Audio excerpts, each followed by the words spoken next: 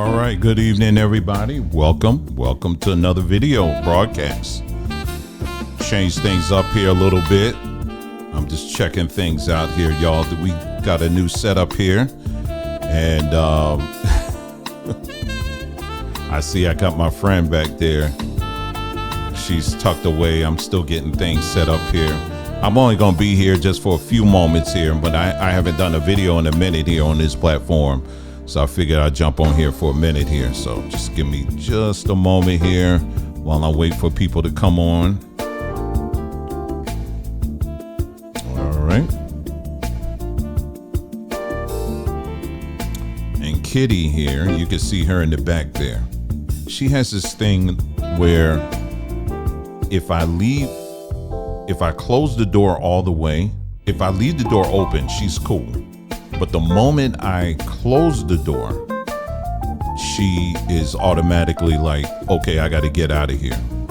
I don't know what that is. But so I have to compromise a little bit and leave the door open. Cracked open, so she feels like she can get out. I don't get it. But anyway.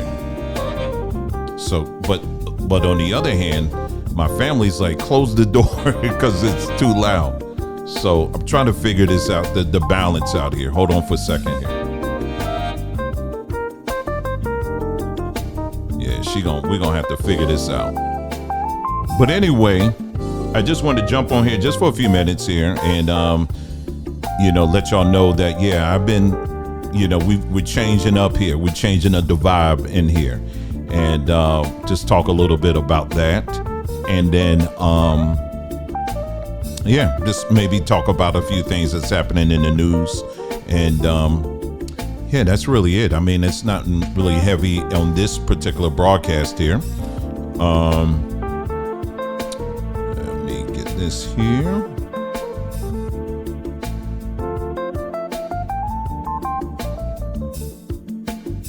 Gonna give people about another couple of moments here, and then we're gonna and we'll get started. I don't even know what's the next on this track. I'll just play that one. That's a variation of what we were just listening to. Oh, great, I didn't log in. Let's see.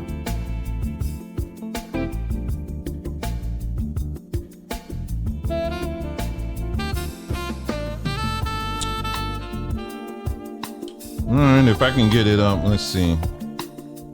I got so many doggone logins. Unfortunately, I can't remember my Twitter one. But anyway, so glad to have you guys here. Welcome to another broadcast. I hope you guys are having a great weekend. And man, before you know it, we are getting close to the middle of December, and we're closing in on the end of 2024. Wow. Ain't that something? And we're about to go into 2025. What a year, huh? It's been a year. It has been a year.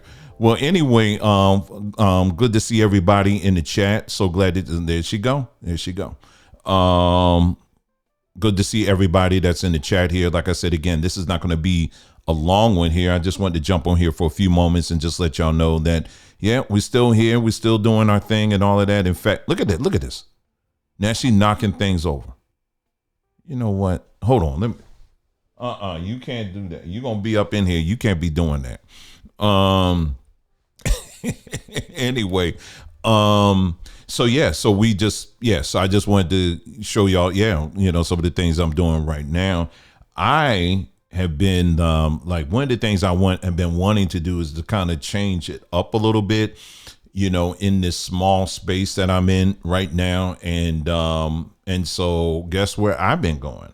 I've been going a combination of a couple of places. Are you wanting to go out, or what are you wanting to do? All right, let's see here. Hold on, y'all. I think this is it. All right, there you go. Yay. Okay. All right. A combination of a couple of places. Goodwill. Oh my goodness. Goodwill, man. I've been finding some stuff there, y'all. Woo. I've been finding some stuff in Goodwill, y'all. And Nicole was saying I should do like a tour and show you some of the things that I've been getting and all of that. Now, I'm going to show y'all some of the stuff that, tell you about these different things that you see in the back here. Like this right here. This is like a nautical, it's an actual like nautical light that you would find like on a ship or like on a dock or something. It's real. It's heavy. It's heavy. Like it has the thick glass on there and everything. And someone, fortunately enough, left the wire in the back. So I went to Home Depot and I found the little thing connector on there and I got it to work. I got an adding machine back there. I'll tell you about that. The typewriter, you can kind of still see. That's the one that you guys usually have seen. And then I got some old cameras that I've picked up over time. That other little funky little lamp that you saw, that you'll be seeing that soon. There's something I got to get so that it can show up somewhere on this wall here. So I'm still working this out. And then this thing right here on the wall, there's a furniture store that was running a sale, and it's all 100% wood. It's like it's over 60 pounds, but man, this thing is nice. And it was under $100. I'll just put it that way, but it's really, really nice. And I just wanted to kind of change things up a little bit, and and then make space, especially for our other person of honor in this house, and that's my wife, and so that we can start once again doing videos together, where we're on the same camera and all of that. So she'll be sitting somewhere around here. We got to figure that out, and we'll be doing that soon. So that was the other reason for this setup. I had to kind of clear things out, and I still am. I'll be too embarrassed to show you the camera all the other stuff that's on the floor here. But anyway, you got a good view right now. That's what all that matters here. But anyway, but yeah, so we got that going on. That's what I've been, and this is part of me focusing on my peace, protecting my peace, because I'm telling you, I have seen some crazy stuff on social media, even after the elections, and it's too much. It's too much. I can't take it anymore. Hold on for a second. I'm supposed to be charging my phone up, and of course, this thing keeps popping out. Hold on for a second.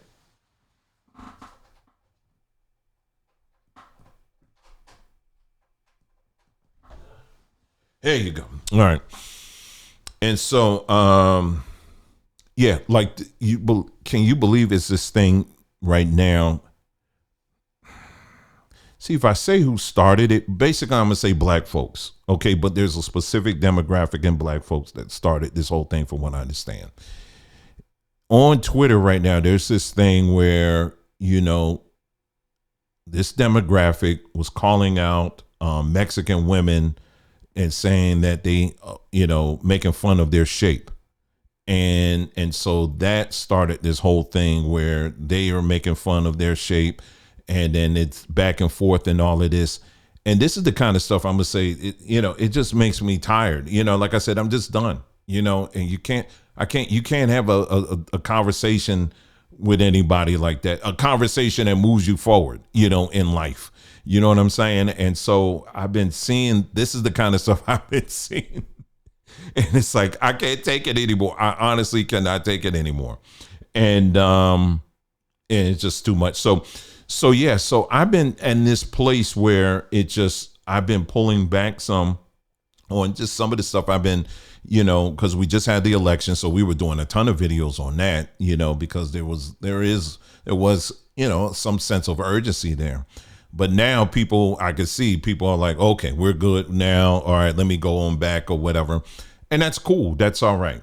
But there are some very important things that we do need to address and talk about. And me on this end I'm trying to figure out ways I could do that and condense it on this platform, because there's a video that I'm gonna show you a little bit of it. It was a lady who's a teacher, and she's actually talking about not necessarily, well, she's talking about attention spans, but she's talking about the continue the conversation that we've been having on here about reading levels, and how people just across the board when it comes to reading books, that you have a lot of people who just nowadays, they just don't want to read things. They just want to read excerpts of stuff. In fact, I'll actually play that now and play a clip of that so that you can see exactly what I'm talking about here. Let me pull that up here. And it's not the whole video because I do want you to watch the whole video on your own. But let me see if I can pull this up here. Let me see. That was watch later. Okay, here it is. I want to make sure I always get to the, okay, hold on. Let me make sure that doesn't come up here. All right. And her name is Shelly Swearregan. That's her name there. Let me get to the section there. She's talking about my personal story. Let me see where she was there. Okay, maybe it is my personal story. I'll just get to that part right here. But I just want you to check out what she was saying in this video here. And let's pull it up here. Okay, let's see, allow. All right, there you go. All right, let's take a listen to what she was saying about, her experience here. Again, she's a teacher and she's talking about how, as a teacher, she has been very restricted in introducing whole books to her classroom. And this is like right up my alley because this actually speaks on the greater issues that we have, just in general. And, so anyway, let me pull this up here. Let's take a listen to what she's saying here. Okay. The first point that Jared made. The second point that he made was more about standardized testing and No Child Left Behind. Here's actually where my personal story converges quite a bit with what Jared Henderson was saying. It has to do with standardized testing in particular. Now, if you don't know or have not been in the educational system, testing is massive. It carries a huge weight in our educational systems today. It is the thing for which we get funding for, at least a lot of schools get funding through whether you get kids to grow, how well they perform. There are kids that are broken into classes because of how they test on one single test rather than looking at the whole child. Testing is scrutinized and theorized and looked at so much. And a lot of it hinges on maybe a couple of tests per year. So I didn't know this when I was a bright-eyed and bushy-tailed teacher or when I wanted to get into teaching. And actually the first time I encountered K-12 public education was when I was a teacher because I was homeschooled. And for any of you curious minds out there, my mother taught me how to read through the phonics system. So I came into public school not really knowing much about the public school experience and coming in as an adult, just wanting to share my love for reading and language and literature with the students that I encountered. And I was assigned and got a job as a 6th and 7th grade English teacher. Now, what I didn't know was how much I would be discouraged to read whole texts with my students, but I'm getting slightly ahead of myself.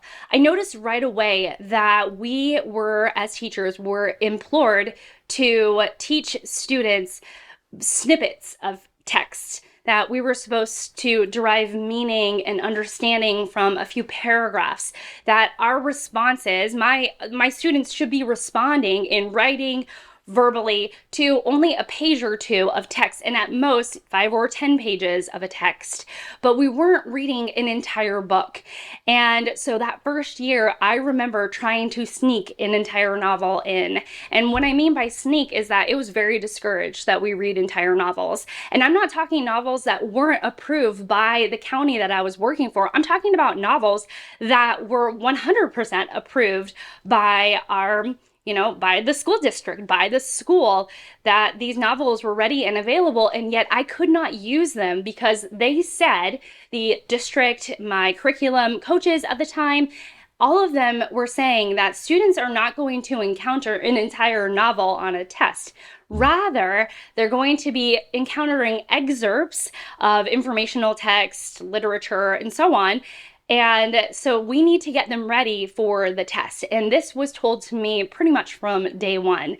And so in my 5 years of teaching public education, I tried and tried and tried again to sneak a novel in. I was a little rebellious, I will tell you that. I was slightly disobedient in that I would always try and teach a novel, and inevitably I even had changes in leadership while I was teaching at this particular school. Every single year, I would get caught teaching a novel as if that is something shameful. And I was told to go back to teaching snippets, to teaching excerpts, and getting the students to analyze poetry, literature, informational text, but only in pieces. Those who are thinking now about these college students at elite universities, scratching their head as to why students are unable to keep up with a pace of reading a novel a week, that they trace it back to the fact that students are only taught how to perform well on tests. And that is so in line with my experience. As a teacher, it was a really frustrating and disappointing experience to constantly be told, you're doing it wrong if you want to read a novel with your class. You're doing it wrong. You're not teaching the way that we want you to teach if you want to experience a novel with your students. So then it brings Jared Henderson to his final point in his video. I'll just stop it there, so I think she said enough there, but watch the whole video if you get a chance. It's very short. And you see the title there, Why Everyone Stopped Reading. And this is the point that we've been, pointing out here in this video, or rather on this channel. When we talk specifically, because we're more geared towards or focused on talking about, how this relates to us as Black folks. I want to be very clear and say that it's not just Black people who are impacted by this trend of, not doing, full reading, but it's across the board. But when you look at the numbers, you'll see that it is that Black folks, unfortunately, we do lead the way when it comes to advanced reading. And who's on the top of that list are going to be Asians. Asians actually lead the way in this country, in the United States, when it comes to advanced reading levels. And then Black folks on the flip, we're pretty much at the bottom of that. And what we've been saying on this channel is what this tells us is that it gives us a clear picture of who our people, our descendants are going to look up to when it comes to the science, information technologies, medical, and all of that. We're going to be relying on Asians, in the years ahead, to develop all these future things that any civilization needs to thrive and to grow and all of that. And it all starts from what she's talking about here as far as reading. Now, in the video that I did post over on our other channel, our long form history channel, where I do take the time and, because the title says itself, long form history. So we take time on that channel as a versus here where, attention spans are shorter here for some reason. But on that channel, we actually explored this by looking at another trend, and that is if you want to know, just ask yourself or ask the question, who are the top fiction readers in the United States? It's Black women. Now, you may think, well, wait a minute, you just said that we're on the lowest when it comes to advanced reading. That's right. Pay attention to what I'm saying. Advanced reading, right? But when it comes to fiction, Black women are at the top. When you think about it, for example, think of all these different book clubs and stuff that we have, online or meeting in person and all of that. And then, it's Black women who are leading the way in that, Now, fiction in of itself isn't a bad thing. It certainly isn't. Fiction is great. In fact, I was sharing this with my daughter. I actually need to read more fiction, because fiction, some of the benefits of it, of course, is expanding your imagination, your creativity, and all of that. Those things are great. And our brain desperately needs those things, right? However, it's the other side that we are anemic on when it comes to reading. And that is in science and engineering and technology and just philosophical or, things like that, non-fictional stuff. Those are the areas that as a people, we're very anemic in that. And that translates to so many other things. And on this platform, I could tell you, well, when I say this platform now, I'm talking between this channel and then on what you call it on long form.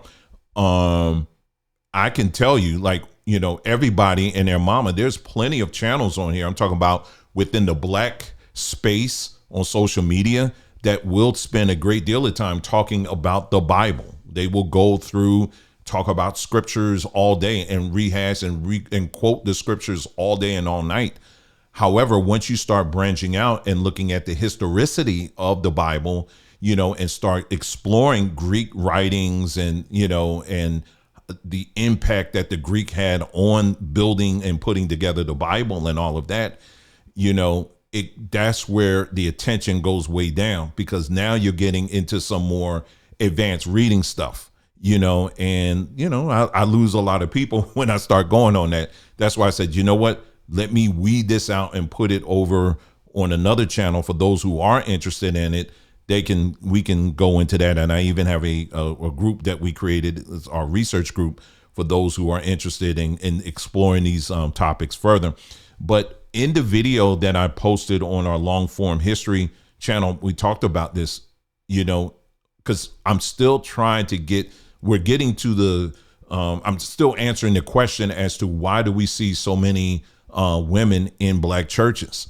And I've said from the beginning, and I'll continue to say it, I don't see anything wrong with that. That's not a bad thing for me to see that you have so many, that the majority of these churches are made up of women. I don't see a problem with that at all. I don't have a problem with that.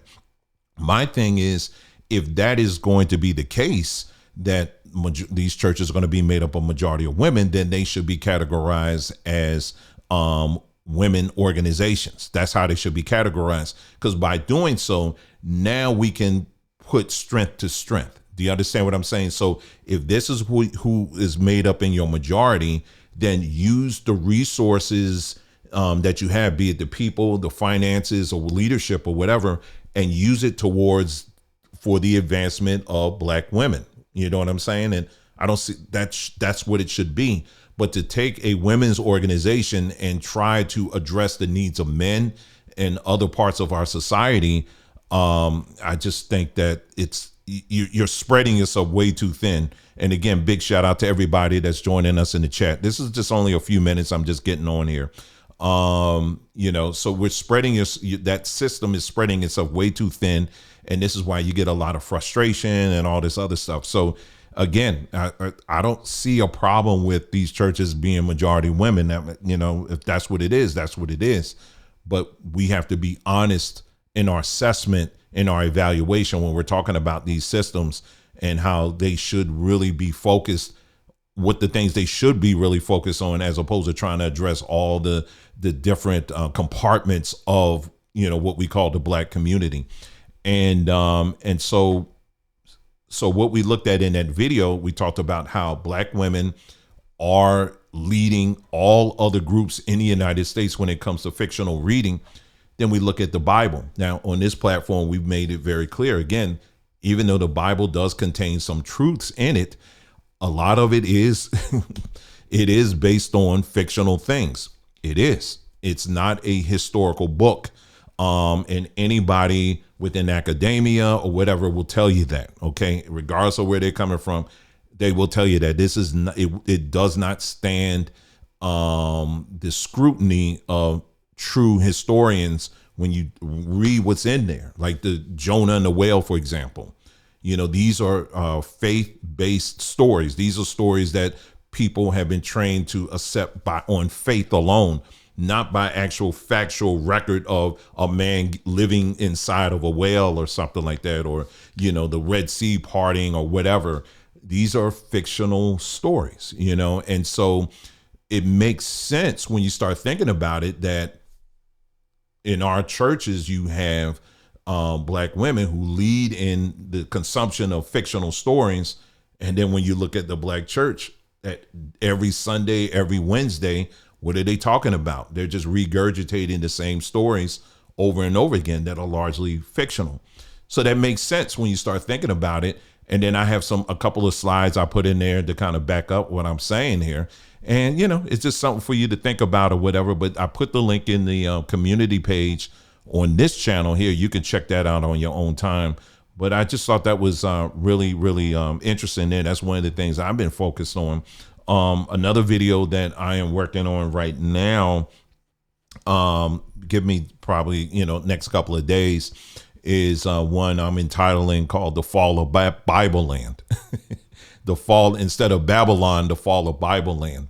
And what we're going to do is take a closer look at all of these, many of you have been seeing and witnessing all of these different ministries that are just getting exposed left and right. And it's continuing to happen. I mean, it's like right now it's a mad dash where it's all kinds of stuff coming out on these different preachers and stuff like that. And people who are in the church or part of the church system, regardless if you actually attend church, let's just say the Bible-based system, let's just call it that. If you're honest enough, you have to by now be asking yourself a lot of questions, when it comes to the Bible, its authenticity and all of that, because you're seeing a lot of these people who have been revered as, they're the final authority on these things, and they are the example to follow.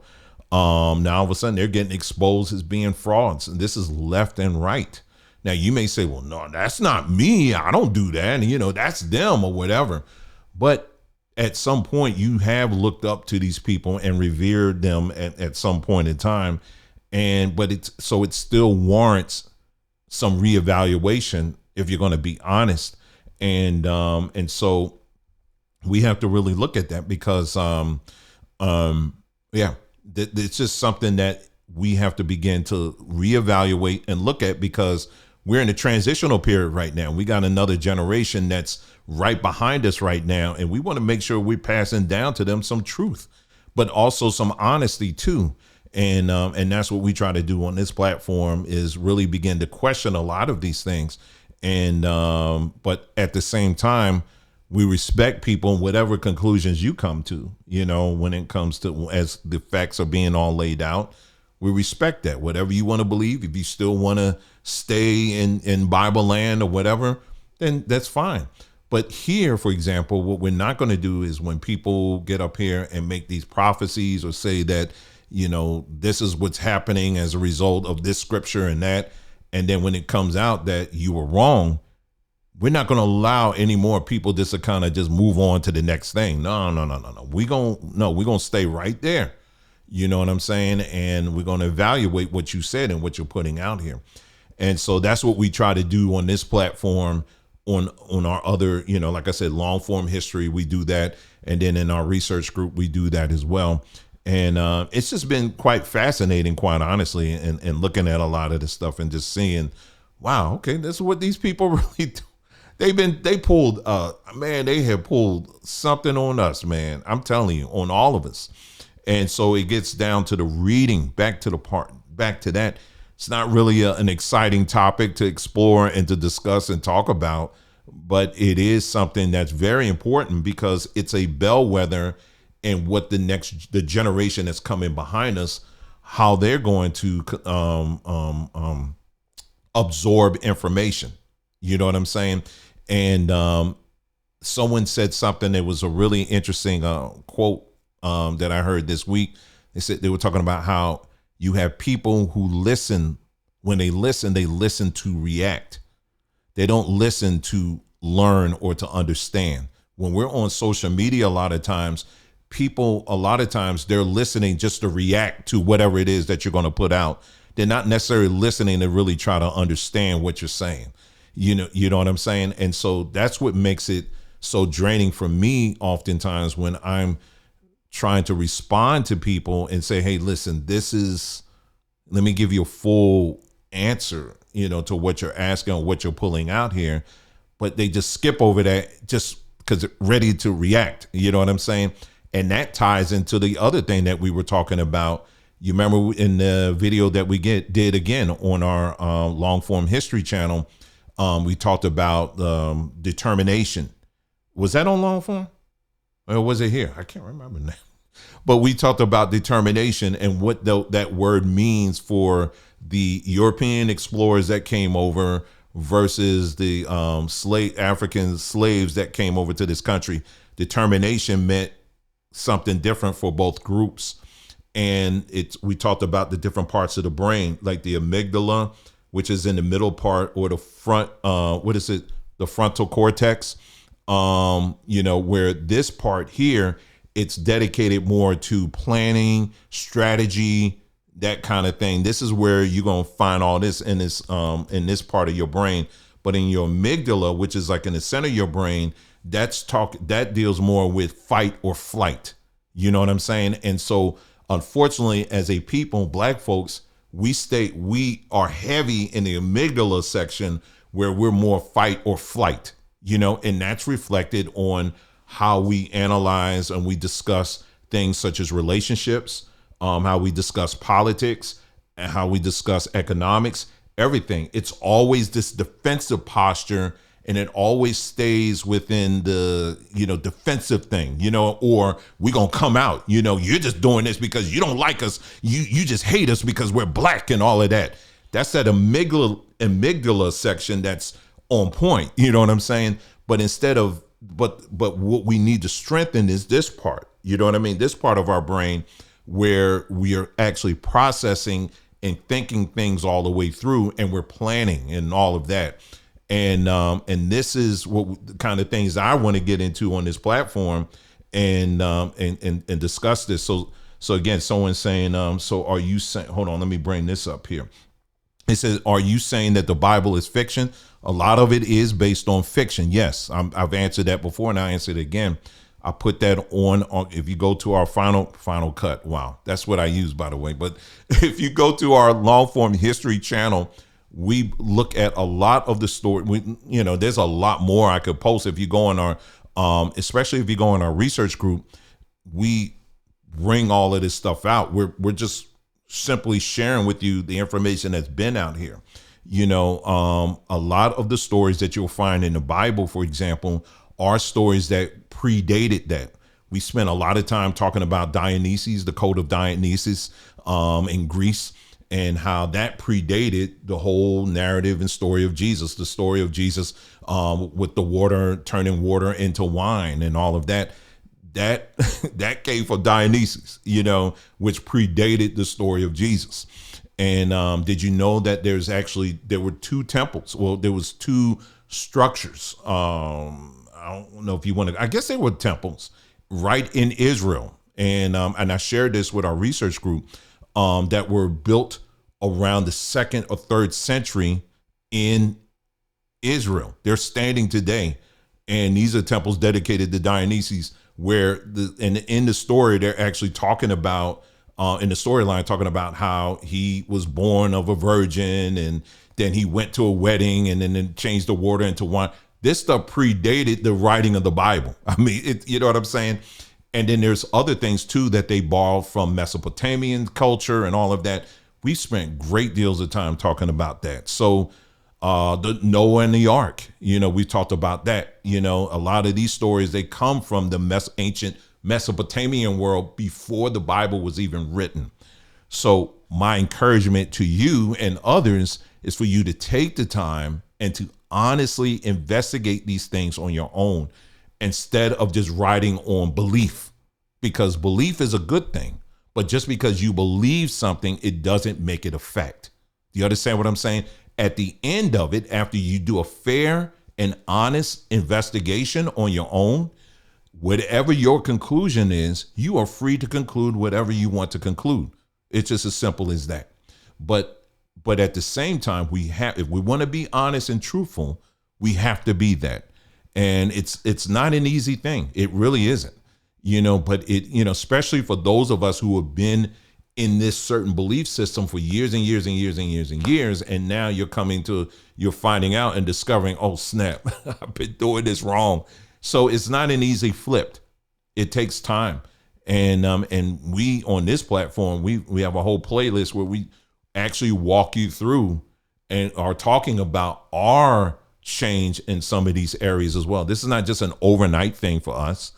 it's taken time to really be honest and to walk through a lot of this stuff that's been out there. We definitely not sit up here saying that we're the ones that, no other channel has seen this, but no, not at all. People have been saying this for years.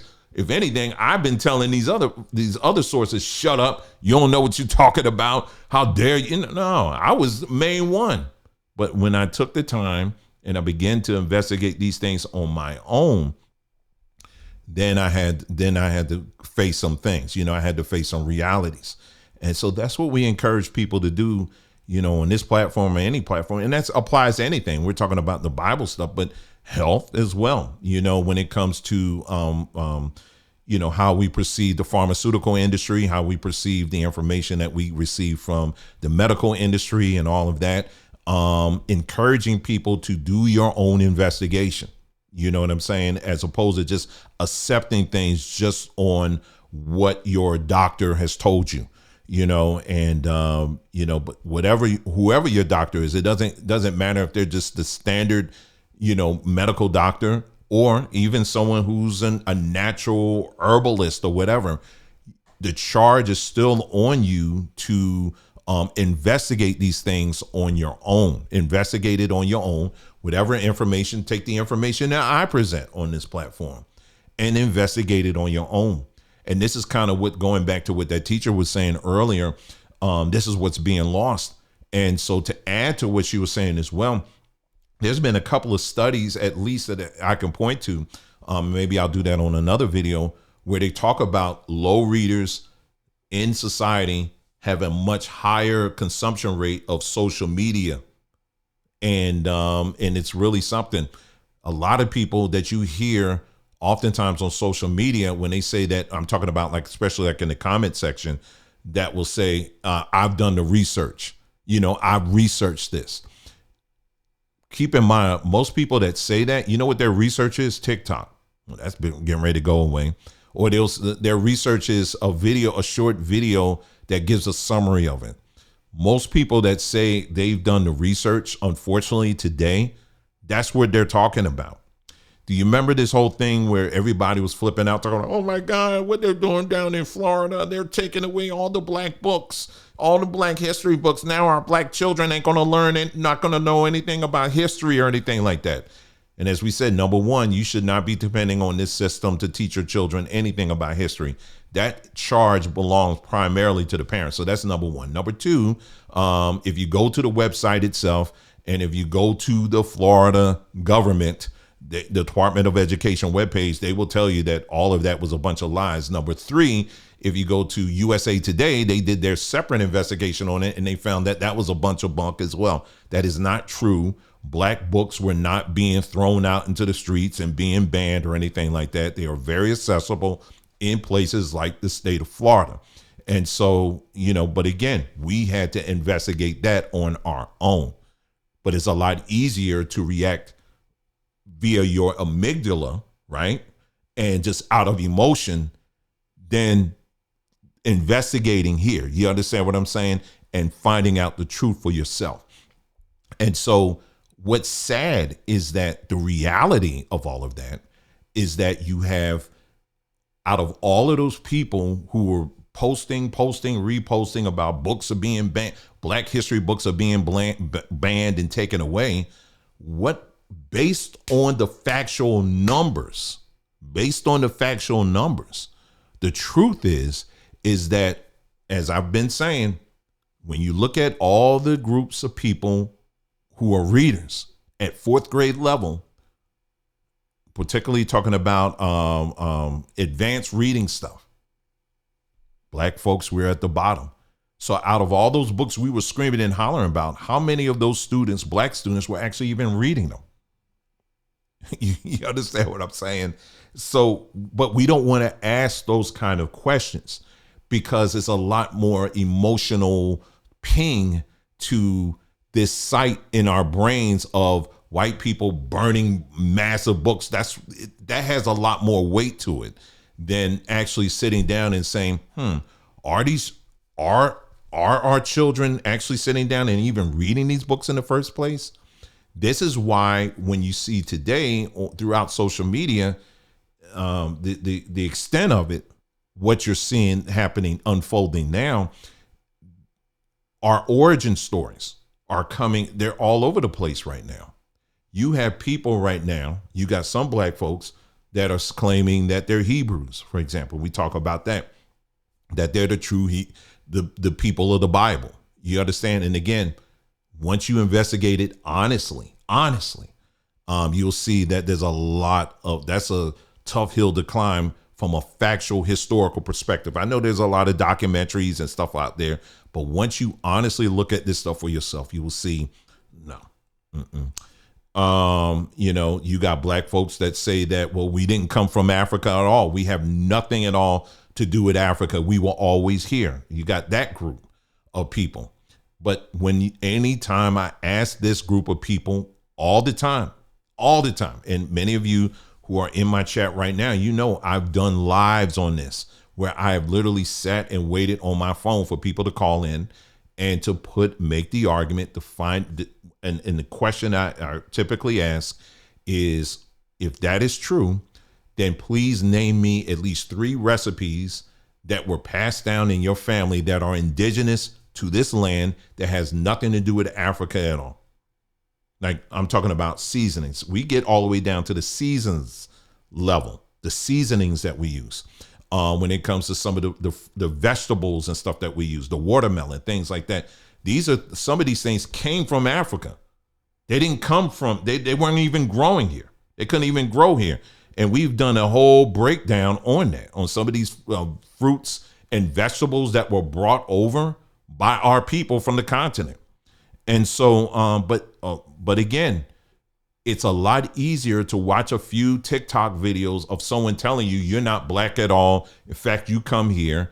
And so a lot of our people, unfortunately, will grasp onto that and now that's their reality, right? Again, getting to the fictional stuff. Then you got people who are saying that they're Moors. Then you got the thing I posted recently on our community page where you got a comedian out here, a black comedian, saying that black music actually resembles more European music than it does African. And people are buying into this. Because again, you just a couple of tweets, a couple of excerpts, and that's enough for me. But this is what happens when you have a population of people who are not taking the time to really absorb the information that's written down, that is available, that's out there. And a lot of times when I try to present this stuff to people, you know what the response is? Well, you can't trust what white people say. But I'll say, okay, but the excerpt that you're using comes from white people as well. So which is it? You can't have it both ways. So this is the quandary that I am finding myself more and more in, as a content creator in the space that I'm in right now, is one, it's how to present information that really encourages people to investigate these things on their own further, like honestly, you know what I'm saying? And it's a challenge. It's a huge challenge, especially when you're dealing with the people who are older, because the older people get, the more set in the ways they are, and so it's a lot difficult to motivate people. Hey, read this book. It really goes into this in great detail. Did you read this chapter? Did you cover that? Well, no, I didn't see that, but can you make a short TikTok that kind of summarizes it? And you know what I mean? I see the average view times on quite a number of my videos. A video like this long right here, right now we are at 44 minutes in this video. On average, I may get 10 minutes of view time on this. You know what I'm saying? So that doesn't really motivate people like me to do all this deep investigation where I'm pushing people, hey, read these sources, read these studies, because it has this stuff in it. It doesn't really motivate me. So I have to figure that out, you know what I mean, on how to make that happen. But yeah, I mean, these are the kinds of things that I want to further explore as we're moving into 2025, and really trying to motivate our people to investigate and see the value of reading, You know what I mean? And going beyond just simply excerpts. You know what I mean? And you see a lot of this, even in the religious space. You see a lot of this. Where they're just pulling from different excerpts of books and stuff. I can't tell you how many times I've exposed numbers of people who are doing this. I'm talking about people who even done documentaries, and they just pull out little excerpts. And I'm like, okay, y'all, let's read before the excerpt, the page before the excerpt. Let's read the excerpt, and let's read pages after the excerpt so we can get the full context of what the writers were actually saying here. And once you get the full context, you realize, oh, snap, that's not what he was saying at all. They just pulled that one little part out. But again, this is the world that we live in right now. And so reading is a very, very vital and important thing. And like I said, for me, I'm heavy on the non-fictional reading, but I also need to balance that with fictional reading, because the fictional reading part, that's what helps that part of your brain when it comes to your creativity, imagination, things like that. And so there needs to be a balance of both of those things, and that's what we try to encourage people to do, along with your health. And then we talk about that as well. We do. Someone asked me, what do I think of Dane Calloway? I can't speak to him as an individual because I've never met him at all. But I will say this is that he's a very popular person, here on social media and on YouTube especially. But the information, I'll just put it to you this way. Dane Calloway, I think he did a video. Well, in fact, I know he did a video where he said the Underground Railroad was an actual railroad, meaning it was a subway. He said, yes, the Underground Railroad was a subway that Harriet Tubman, she was a conductor on this Underground Railroad, which he's calling a subway. And it was a subway that they had all throughout the South, and it was transporting slaves or former slaves up to the North. So I'm just going to leave that at your doorstep there. Okay. I'm just going to leave it there. And so, but people who are diehard and are following that, that's all they need. You know what I'm saying? That's all they need.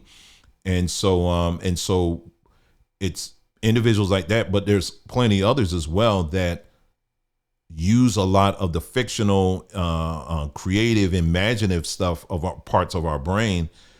But we also need that other side too, where we actually have a true interest in going in and looking at all the facts, even if the facts are inconvenient. A lot of people want to pull from grandma, and grandma's word is the final say. So, grandma said that we're Indian. Okay. Well, that's one grandmother. You know how many grandmothers and grandfathers, you notice they never pull out the grandfather.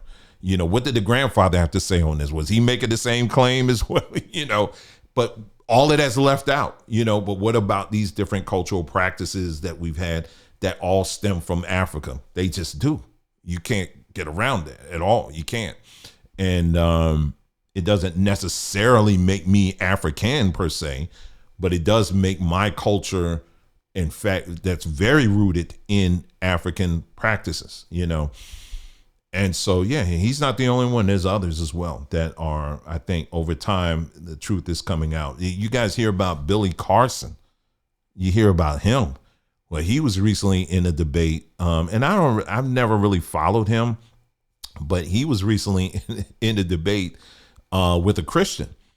And, Billy Carson, he believes the Bible, but he's not really I wouldn't say he's a Christian per se. He believes that the whole storyline of Jesus, or, Jesus Christ, it's not about a person per se, but it's about us achieving Christ consciousness, that kind of stuff. So he uses the Bible as, to create his own narratives. Let's just put it that way. All right. And so I think the name of his platform is Forbidden Knowledge or something like that. Well, anyway, but here's the thing. One thing I will say about Christian apologists, if you're going to get into the debate with a Christian apologist, you got to make sure you know what you're talking about. especially as it pertains to the Bible. You know what I mean?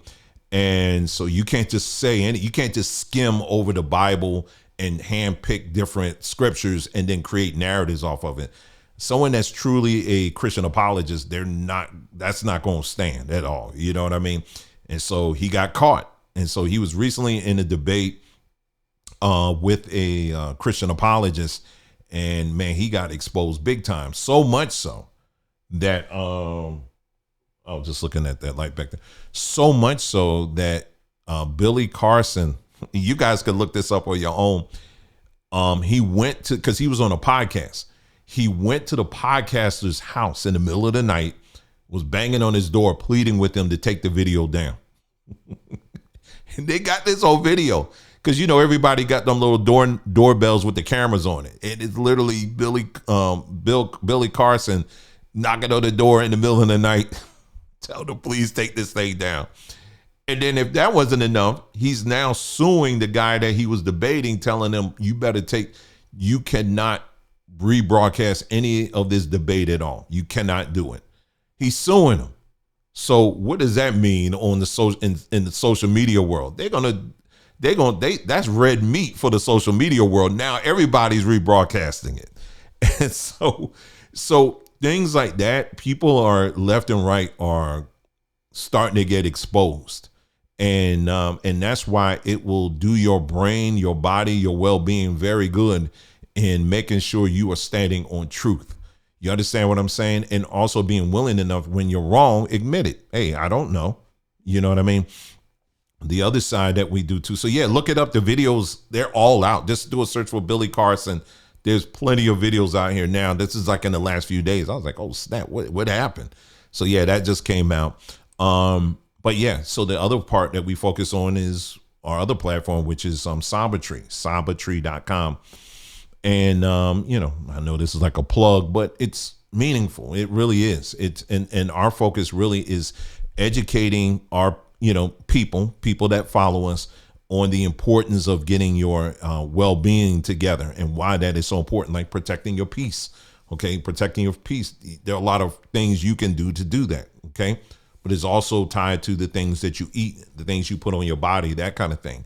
So we focus on things like that, the things that we offer over on sambatree.com. Hold on, y'all. I want to see Samba Journey stop because there's an error. Do you want to end? Continue recording. Let's see here. What's going on here? They're saying that I stopped broadcasting. So I'm going to keep on talking here. I don't know what happened here, but they said that something happened. All right, hold on for just a second here. Let me see. It said that I'm not broadcasting anymore. Let me take a look here. If that's the case, then what I'm going to do is I'm going to take this down and I will re-upload this. Hold on for just a second here. Huh, that is strange. Hold on for a second. Give me just a moment here. Let me see if this is broadcasting here. Hold on for a second, y'all.